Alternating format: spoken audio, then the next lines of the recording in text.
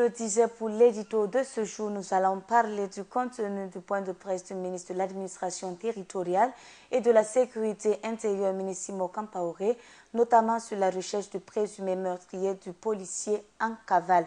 Et c'est avec l'Irada Philippe Ada. Bonjour à vous, monsieur Ada. Bonjour Tatiana et bonjour à tous ceux qui nous suivent actuellement. Alors, il faut dire que le présumé meurtrier du policier Rasmane Doussongou a été identifié. Une nouvelle qui soulage selon vous? Et c'est certain que ça soulage Tatiana, d'autant plus que le pays tout entier et les hommes épris, tous ceux qui sont épris de justice, retiennent leur souffle et croisent les doigts pour que cette personne non seulement soit identifiée, mais également mise hors d'état de nuire. Parce que vous n'êtes pas sans savoir que l'attitude de ce délinquant porte à croire que certainement il a des choses à se reprocher. Et c'est la police seule qui est habilitée à dire ou à révéler de façon claire le type de personne dont nous avons affaire. Alors, d'autant plus qu'il a été identifié, je crois que c'est dans cette ligne. Et que pensez-vous de la communication même du ministre autour de la question, surtout à ce stade où la police n'a pas encore mis la main sur ce présumé meurtrier en cavale? Bien que l'information, c'est vrai, ait pu soulager un tant soit peu la famille et les proches de la victime, je pense que cette manière de communiquer, ou au stade actuel, la communication qui est faite, je pense que les populations aujourd'hui ont plus besoin n'ont pas besoin de demi-information. Elles ont besoin du concret. Elles ont besoin de la réalité. Je pense que ce point de presse qui a été fait la dernière fois devrait être celui de la présentation du délinquant en question. Autrement, je pense que c'est, à mon humble avis, un aveu d'impuissance du ministre de la Sécurité intérieure ou simplement une opération de publicité ou une opération de communication de celui-ci pour faire croire aux parents de la victime, aux familles de la victime, à la famille de la victime et à tous les proches de la victime que le gouvernement ne dort pas sur ses lauriers, le gouvernement fait quelque chose pour rendre justice à leur fils. Autrement, la police aurait dû publier les photos de cette personne, d'autant plus qu'il a commis une infraction avec mort d'homme.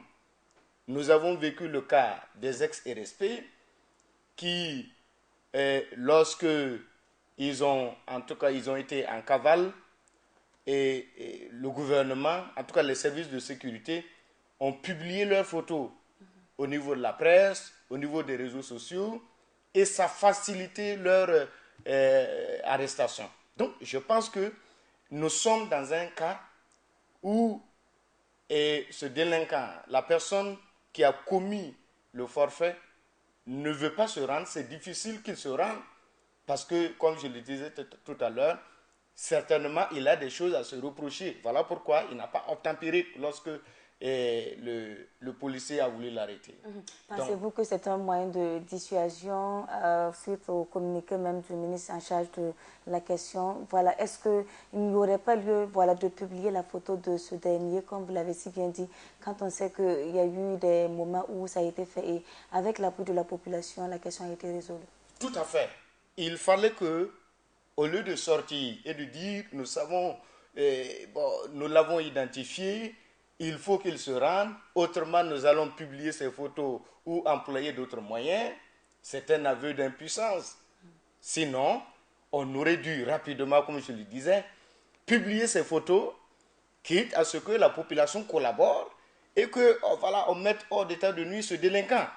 On n'a pas besoin de sortir et de dire, nous savons où il est, nous le cherchons, nous l'avons identifié.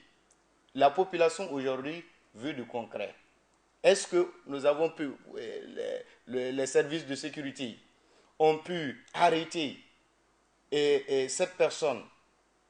Est-ce que cette personne est là pour que les services de sécurité la présentent à la population?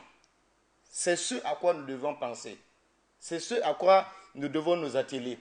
Sinon, et je me pose beaucoup de questions d'ailleurs, que dans ce Burkina, dans ce petit Ouagadougou, une personne ait commis un tel acte et se fondre dans la population et disparaître aux yeux des services de sécurité, je me pose véritablement des questions. Mais comment ont-ils pu reconnaître même la présumée meurtrier selon vous? Oui, je crois que les policiers, les services de sécurité ont leurs moyens, ont leur stratégie d'identification. Je crois que cette phase a été, ce stade, cette partie a été effectuée. Maintenant, ce qui reste, c'est de mettre la main sur la personne.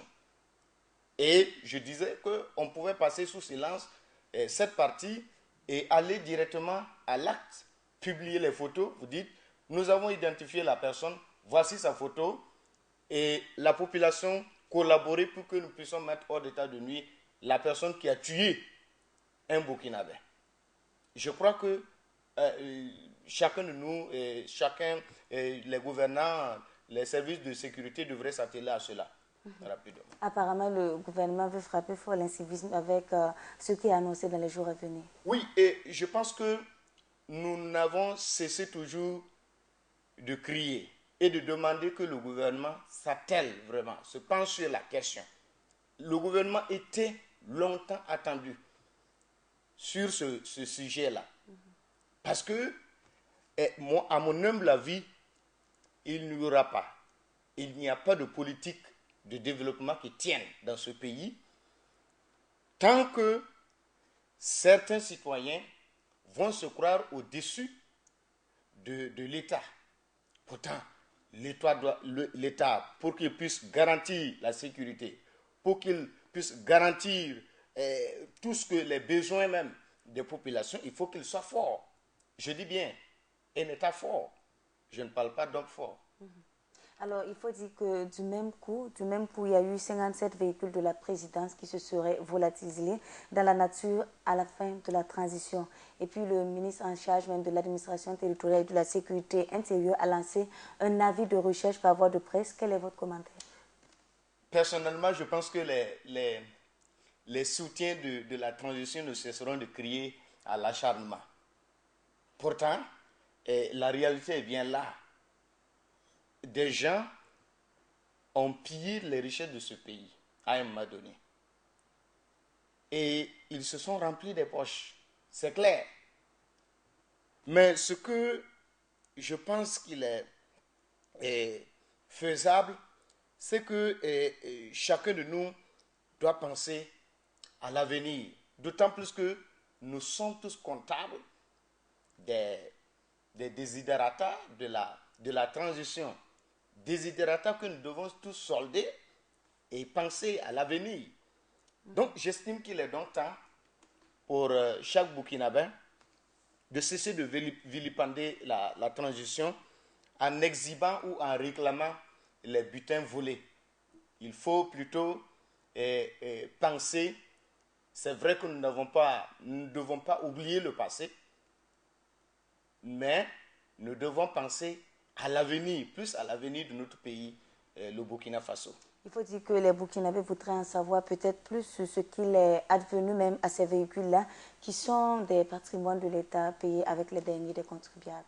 Je conviens, mais peut-être que ce n'est pas le gros souci de la majorité des 17 millions de Burkinabés que nous sommes. Devant la sécurité, devant les besoins comme le logement, devant la nourriture, hein, et la baisse des prix des denrées de première nécessité, des produits de première nécessité, je pense que devant tous toute cette panoplie de besoins des Burkinabés, alors le problème des véhicules, certes, ceux qui ont pris les véhicules de l'État, ceux qui ont pillé l'État doivent rendre, restituer, je conviens, mais ça ne doit pas être une priorité ou pour que ceux qui soutiennent la transition ou ont soutenu la transition pensent que l'État actuel est en train de s'acharner contre sur la transition. Merci à vous, Monsieur Ada. Fidèles téléspectateurs, il était question pour l'édito du contenu même du point de presse du ministre de l'Administration territoriale et de la Sécurité intérieure sur notamment la recherche du présumé meurtrier du policier en cavale. Édito que vous pourrez retrouver sur notre page Facebook burkinainfo.tv.